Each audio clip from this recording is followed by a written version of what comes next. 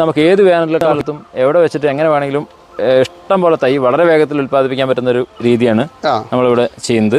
ഇതിന് നാഗപതി രീതി എന്നാ പറയാം. അത് മറ്റെന്താ പാമ്പ് പോകും പോലെ നമ്മൾ നീളത്തിൽ ഇങ്ങനെ എഴഞ്ഞു പോകുന്നതുകൊണ്ടായിരിക്കും നാഗപതി സമ്പ്രദായം ഒരു പേര് വന്നത്.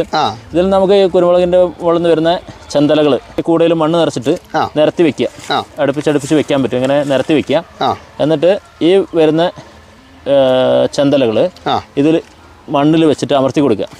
മണ്ണിൽ തട്ടുന്ന ഭാഗത്ത് വേര് വരും. ഓരോ കണപ്പിലും വേര് വരും. നമ്മൾ ഈ പൂടയിലേക്ക് ഇത് വെച്ചിട്ട് ഒരു കമ്പി കഷ്ണം എടുത്തിട്ട് ഇത് അമർത്തി അവിടെ വെക്കുക. അതായത് എവിടെയൊക്കെയാണ് റൂട്ട്സ് വരുന്നത് ആ ഭാഗങ്ങളെല്ലാം കവറിനകത്തേക്ക് ആക്കിയിട്ട് പിൻ ചെയ്ത് നമുക്ക് വെക്കാം. ഓരോ ഇലന്റെ അടിയിലും നമുക്ക് റൂട്ട് വരും. നമുക്ക് 15 ദിവസം കഴിയുമ്പോഴേക്കും ഇതിൽ വേര് വരും. ഇവിടെ വെച്ചിട്ട് കട്ട് ചെയ്യാം.